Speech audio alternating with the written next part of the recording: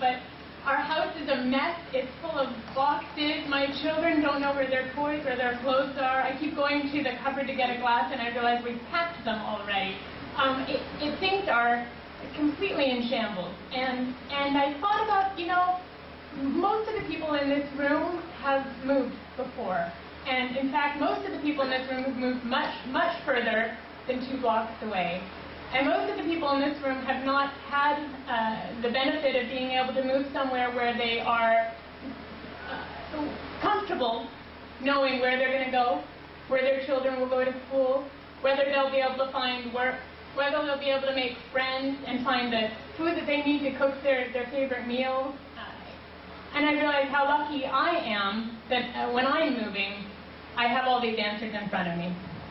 And I realize how strong the people in this room are to be able to pick up their children, pick up their belongings, pack their bags, buy an airplane ticket, and get on a plane and go off onto a journey and arrive in Halifax. So thank you for doing that. I don't know if anybody thanks you enough and congratulates you enough.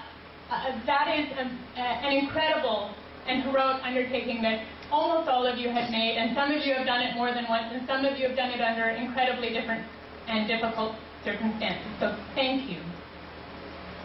And, when I'm talking about moving, the next thing that we think about is community. And we have been very lucky that we have a warm and fantastic community here that comes together and is able to put aside what may have been differences and difficulties in their past. And they come and we sit and we eat and we pray and we laugh and we cry and we hold each other's children and sometimes we scold each other's children. And it's a wonderful sense of community here. And so we, as a community, have recently moved into this building. And I think we've been here only a few weeks. And we would like to thank the community for the generosity that has been made available to us to come here, because I think you would agree with me that wonderful things are going to happen under this roof. We've only been here for a short time, and we're going to see wonderful things emerging from our community. This is where I'd like to put a challenge to our guests. Imagine for a moment that it was you, or your wife, or your daughter, or your son, who was picking up and moving away to a new country and a new community and to unknown future. And think what would you like to see in place for them when they arrive? What kind of school programs, what kind of children's programs, what kind of language programs, what kind of opportunities to open businesses and practice their arts and practice their religions and form their communities would you like to see for them? And look around our community here and ask yourself whether you see those programs. Put yourself in the shoes of somebody who is arriving with no language, possibly without the support of a spouse, probably without the support of their extended family, possibly with very little money in their pocket, and ask yourself, how would I feel if I were in their shoes? And what would I like to see of my community if I were in their position?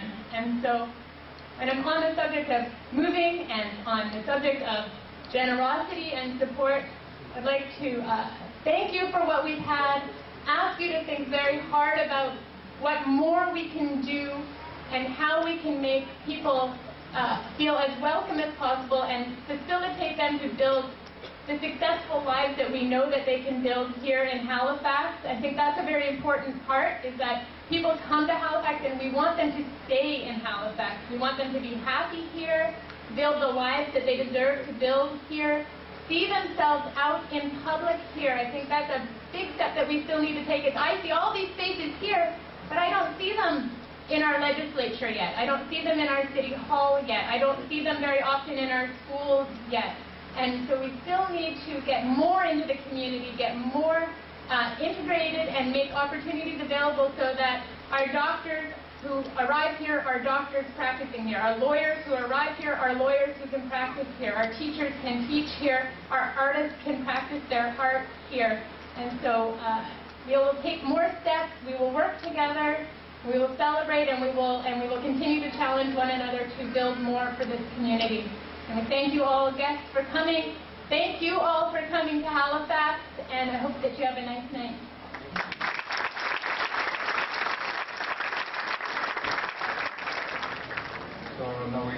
to the final and the last speeches.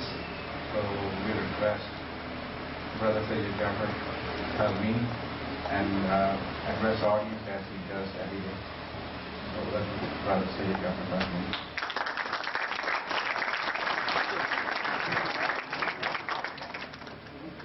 Dear respected guests, my honorable scholars, the honorable officials, may God's peace and mercy be upon all of you. And thank you, Brother Ahmed, for your beautiful speech. I have heard that ladies make their husbands millionaires, but not this way. I know that the billionaires become millionaires due to their wives. But not this way. This is the first time that I see a lady really makes her husband a millionaire. That's great.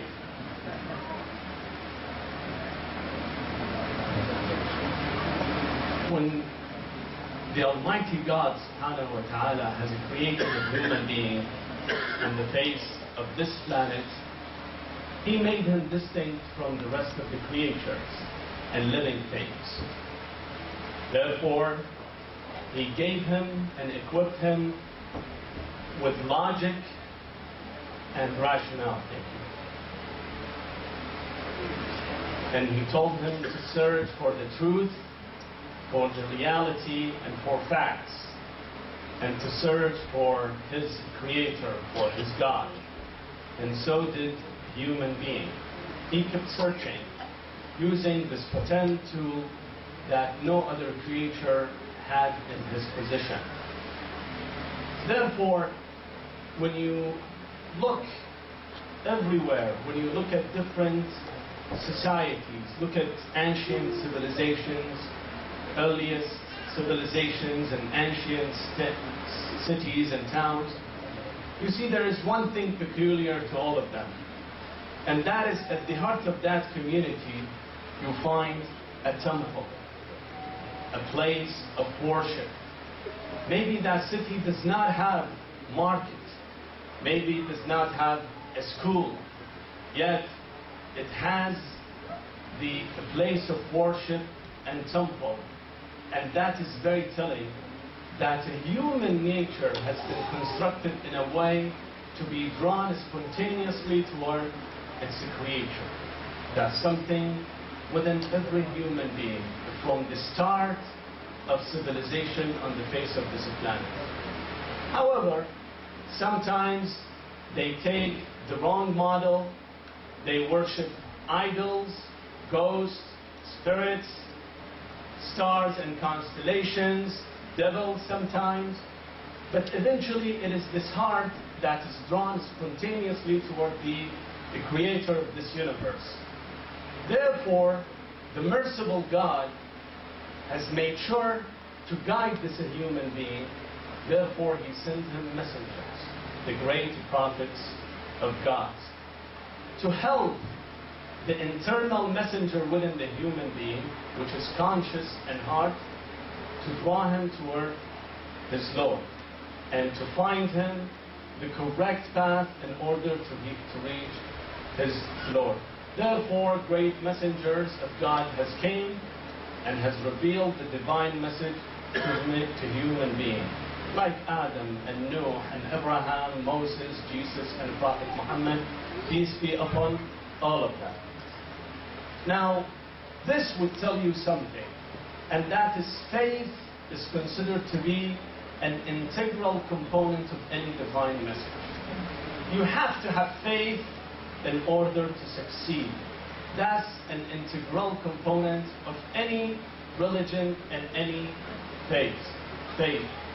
Without faith, people feel useless, feel insecure, and without sense of direction. Imagine somebody is racing a car in a desert and all of a sudden his compass stops working. What happens to him? He loses sense of direction. He loses the direction where he's heading to and becomes helpless. Therefore, someone who's void from faith, you see him that he's useless and insecure and have depression. In fact, the statistics have shown that those people who commit suicide, those are having a problem with depression. They feel void and emptiness within themselves because there is no faith within themselves.